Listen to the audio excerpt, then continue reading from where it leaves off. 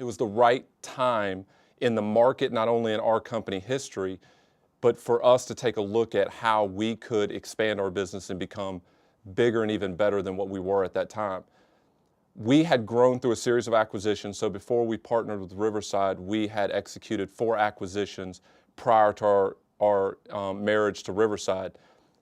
And those acquisitions certainly were successful to a level, but they also brought to light a lot of limitations that we had because of our entrepreneurial structure. The limitations that we had revolved around a whole host of things. Starting off, diligence. Diligence to us was we met with the management team for an hour, and if we liked the business, we bought it. We've learned since then that there's a lot more opportunities around diligence to make sure that you're buying the right business.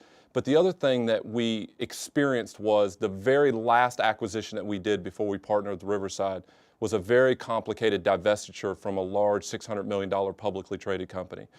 And it wasn't that the business that we bought was that big, it was just incredibly complex. And what we learned going through that process is that our financial controls, our ability to do due diligence, our ability to easily organize financing for the transaction really pushed this entrepreneurial business to the very limits of what it was capable of doing. And in all candor, and I've been very honest with Riverside, had that transaction not come off, the entrepreneurial business would have been very much in trouble because it would have put us under such a great deal of stress.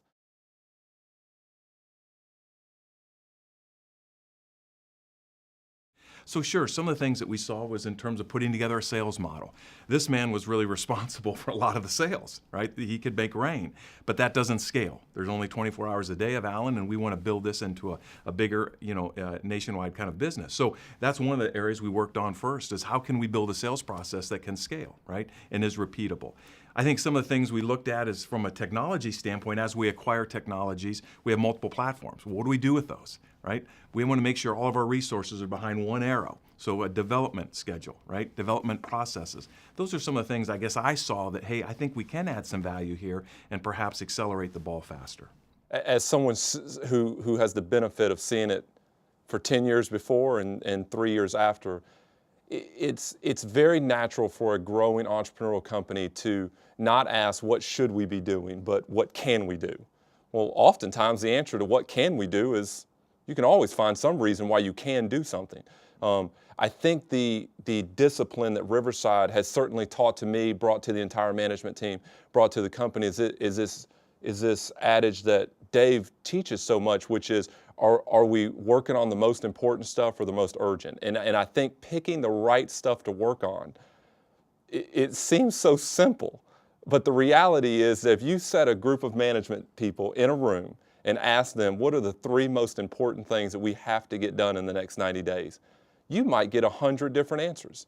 So the reality is that having the experience and the processes and the rigor, and truthfully just the will to pick those most important things has helped the company enormously over the last 2 to 3 years.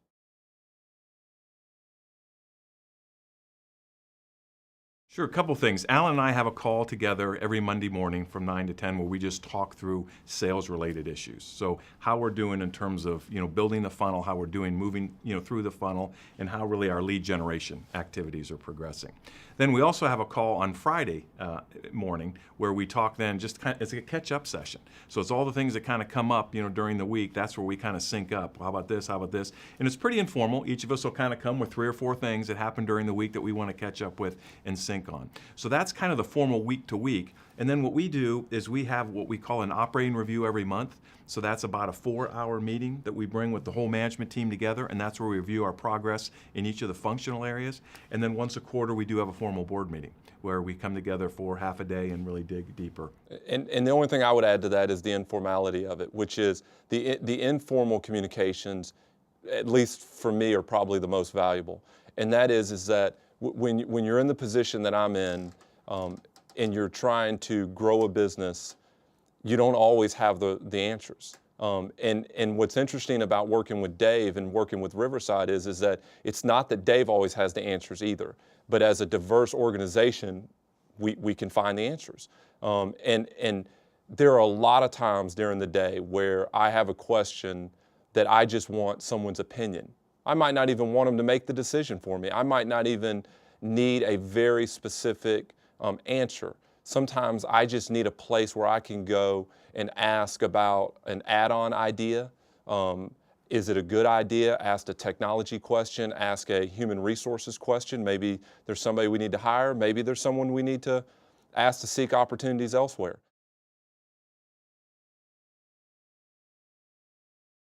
When entrepreneurs or business owners or platform companies are considering taking an investment from Riverside, I oftentimes receive a reference call.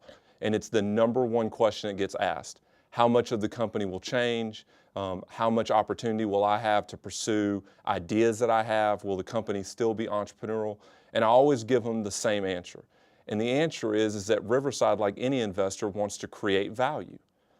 But they have to mitigate that value creation by understanding what the risks are and what the probability is that the business will be successful.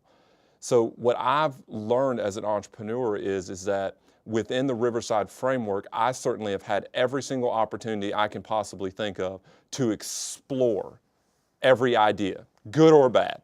And I certainly have come up with some bad ones. But as an example, Riverside has helped us finance 2 very large add-on acquisitions that have more than 2.5x the size of the business. And so for any entrepreneur that tells me that they're inside of a private equity company and they can't be entrepreneurial, my response to them is just, sure, maybe you can't go to Las Vegas with all the money and just put it on the craps table and take a gamble, but that does not mean that the company doesn't need to grow. It doesn't mean that you don't need to pursue opportunities, and it certainly doesn't mean that Riverside doesn't want to create value. They want to take a good, medium-sized business and make it a great big business. And there's a lot of entrepreneurial things that you can do inside of that. Now, with that said, what entrepreneurs really mean when they ask that question is, can I do whatever I want to? And the answer to that question is no. Once you take a partner, you have a partner, and together, Dave has people he has to answer to, Riverside has investors they have to answer to. All of us have to decide what are good risks that are going to create value. Yeah, I think that's a great question. I mean, at the end of the day, and being on both sides of this, it gives you an interesting perspective. And at the end of the day, like Alan said, we bought the company to grow it, right? So we want to grow it. The truth of it is, though, is we have to have plans in place and then do what we say to execute to those plans and make sure we have proof points along the way that we're headed in the right direction. And sometimes as an entrepreneur, it's easier to just say, well, I want to go swing for the fence and go here, and if that's not working, then we're going to go here. And that just doesn't work in the private equity world because we do have people that we have to answer to. But one of the things I've been so impressed with the Riverside company is how they have allowed us to really do and really push the envelope, right? And do the things we thought we needed to do to best grow the company. So I've found very receptive to that. But again, part of it is our duty to make sure we have the proper plans in place to execute. And that process of, and I share this with every reference that calls me, and anyone who's looking at Riverside or contemplating taking an investment from them. You'd be surprised how entrepreneurial you can be when you're doing what you say you're going to do and the plan is being executed against. If the answer you're looking for is whether the business is successful or not successful, whether I'm doing what I said I was going to do or not, and I can just go do whatever I want to, the reality is that that's just not how to scale a business. And I think that's the thing that I've learned is that the two go hand in hand. I'm utterly convinced that the reason that the business is twice the size today that it was when Riverside got involved in it is because we have taken calculated risks. We have analyzed what the downside might be, and we have fully understood what the upside might be. But also when we've done these acquisitions, we've gone and executed against the plan that was inside of the investment memorandum or the plan that we laid out, that we said, if we go buy this company, this is what we're going to do, this is how it will perform, and this is how we'll be able to integrate it. And the more that we built up that credibility with the investor, in this case it was Riverside, the more entrepreneurial leeway that you get. And I think I try to convey that to people who call me, and anyone that's contemplating taking an investment from Riverside or any private equity company. I would tell them that it's not a entrepreneurial killer. It can be entrepreneurial juice if you're prepared to build a plan and execute against it.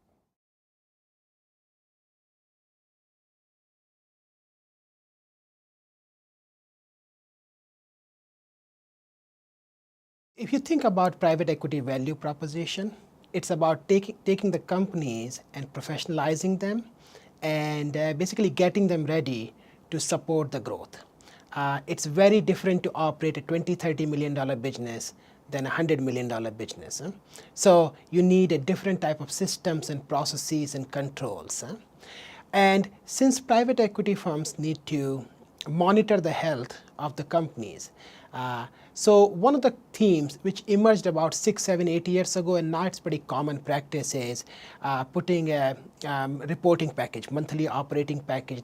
Different private equity firms call it differently, but some sort of package to provide not only financial information, but also key operating metrics. So a private equity operating partners or a partner in charge of the deal can very quickly stay on top of what's going on with the portfolio company. So that is one of the discipline which a private equity firm brings to these portfolio companies.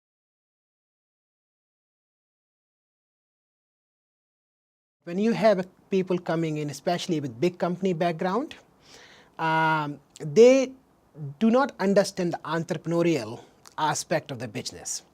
The big company managers are more process driven, they have all the resources, and if you think about big companies, people are really driven to shine in a big company so they can get the next promotion.